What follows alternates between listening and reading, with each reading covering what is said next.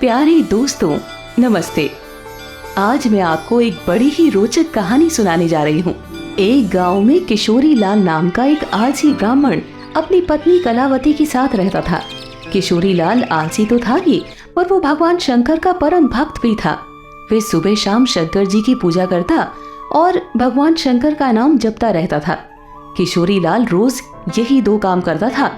बाकी समय अपनी आलसीपन की वजह से वो घर में ही सोया रहता था।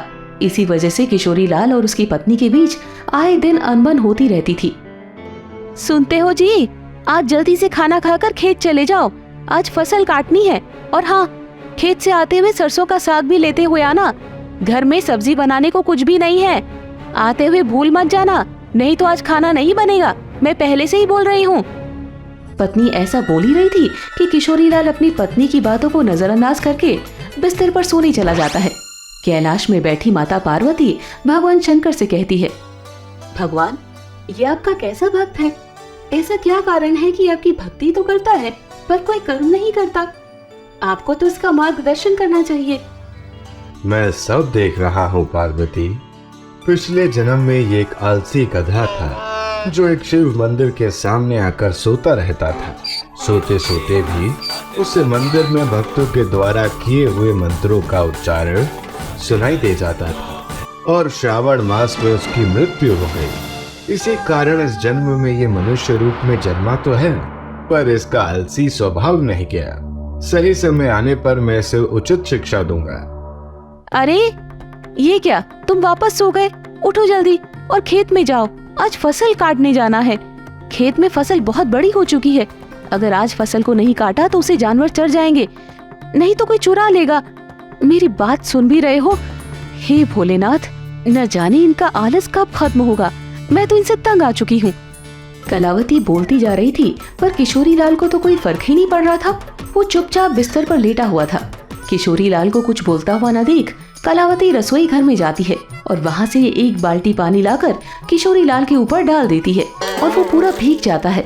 ये देख किशोरी लाल बहुत गुस्सा हो जाता है और फिर दोनों के बीच बहुत कहासुनी होती है। फिर वो गुस्से में घर से निकलकर भोलेनाथ के मंदिर की ओर चला जाता है। मंदिर जाकर वो गुस्से में शंकर जी से कहने लगता है, हे भोलेनाथ, अपनी पत्नी की रोज रोज की चिक-चिक से मैं परेशान हो चुका हूँ। अगर मैंने आपकी भक्ति श्रद्धा पूर्वक की है तो मुझे वरदान दीजिए। ऐसा बोलकर किशोरी लाल जोर जोर से रोने लगता है।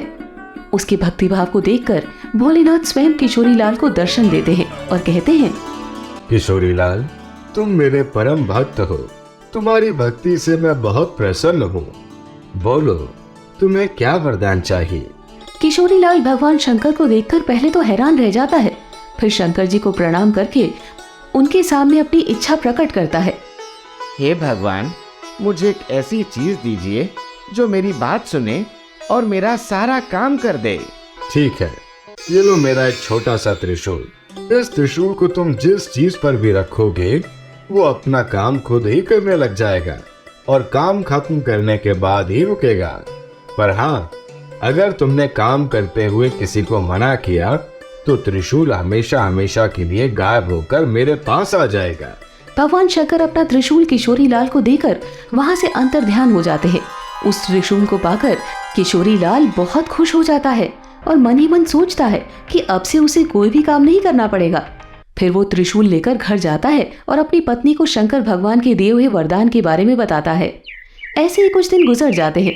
किशोरी लाल उस त्रिशूल को पाकर बहुत खुश था। उसे उस दिन से कुछ भी काम नहीं करना पड़ता था। वह जिस भी चीज पर उस त्रिशूल को रख देता वो चीज अपने आप ही अपना काम करने लग जाता था। ऐसे ही एक दिन किशोरी लाल को चाय पीना था।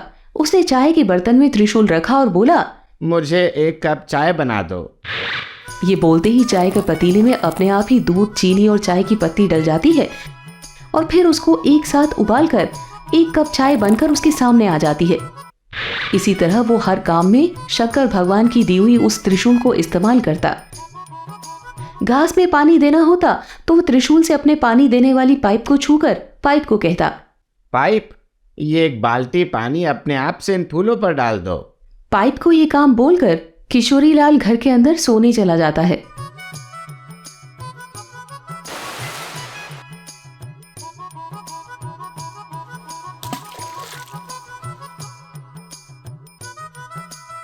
और उसके सोते ही लाइट चली जाती है। लाइट चले जाने के कारण पंखा बंद हो जाता है, पर किशोरी लाल बिना चिंता करते हुए वो अपने हाथ पंखे को कहता है, पंखा, मुझे गर्मी लग रही है। जब तक लाइट ना आए तुम मुझे इस पंखे से हवा करो। किशोरी लाल के कहे अनुसार हाथ पंखा बिना देर किए हवा करने लग जाता है और जैसी लाइट आती है तो हाथ पंखा बंद हो जाता है। इस तरह वो अपने हाथ से बिना कुछ काम किए बड़ी आसानी से सारे काम को कर लेता है। फिर एक दिन किशोरी लाल को भूख लगी और अच्छे अच्छे पकवान खाने का मन किया तो खाना खाने बैठा। किशोरी लाल मन में ही बोलने लगा, कैसा होता अगर खाना भी अपने आप ही मुंह में आ जाए, मुझे हाथ का भी इस्तेमाल ना करना पड़े और मैं आसानी से खाना भी खा लूंगा।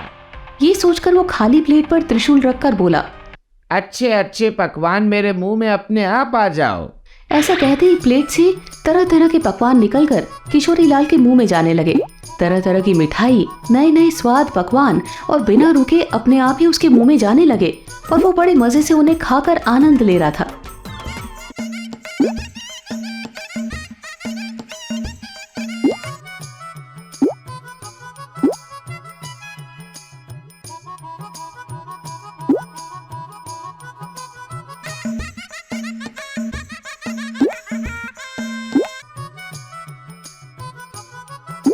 पर ये मजाक कुछ देर तक का ही था।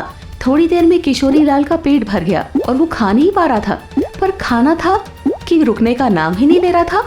प्लेट से भिन्न भिन्न प्रकार के व्यंजन निकलकर उसके मुंह में जा रहे थे। ये देखकर किशोरी लाल परेशान हो गया। वो जैसे ही खाने को मना करने जा रहा था तो उसे भगवान शंकर की बात याद आई कि अगर वो काम करते हुए त्रिशूल को मना करता है तो उसका वरदान हमेशा हमेशा के लिए समाप्त हो जाएगा। ये सब सोचते हुए चिल्लाने लगा। उसकी चिल्लाने की आवाज सुनकर उसकी पत्नी रसोई घर से बाहर आती है। हाँ, और किशोरी लाल को देखकर हैरान हो जाती है।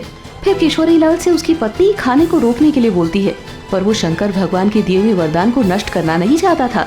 पर आखिरकार उसे बोलना पड़ा, रुक जाओ। खाना आना तो रुक गया, पर उसके साथ शंकर भगवान की दी हुई वो त्रिशूल भी गायब हो गई। किशोरी लाल त्रिशूल को अपने पास ना देखकर बहुत दुखी हुआ, पर अब वो कुछ भी नहीं कर सकता था। शंकर भगवान का दिया हुआ वरदान को उसने खुद ही समाप्त कर दिया था। अब तक किशोरी लाल ने त्रिशूल को जो भी काम दिया था उन सबको काम खत्म कब करना है ये भी अनजाने में ही सही बोल दिया था।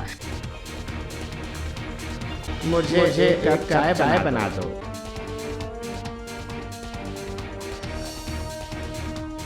पाइप ये बाल्टी में अपने आप से फूलों पर डाल दो। पर खाना खाते समय कब रोकना है ये नहीं बोला था, जिस कारण खाना बिना रुके उसके मुंह तक आता ही जा रहा था। हे महादेव, मैं समझ गया कि आपने मुझे ऐसा वरदान मुझे सबक सिखाने के लिए दिया था। मैं कितना बेवकूफ था जो आलस के कारण हर छोटे से छोटे काम को टाल दिया करता था। आपने मुझे सिखा दिया है कि छोटे छोटे काम के लिए किसी दूसरे पर निर्भर रहने से कितनी बड़ी मुसीबत आ सकती है। उस दिन के बाद से उसने आलस करना छोड़ दिया और वो रोज खेत जाने लगता है और अपना काम खुद करने लगता है। इस तरह उसका जीवन खुशहाल हो गया। दोस्तों, आपको ये कहानी कैसी लगी कमेंट करके जरूर बताएं। ऐसी और कहानी सुनने के लिए इसे लाइक और शेयर जरूर करें। धन्यवाद।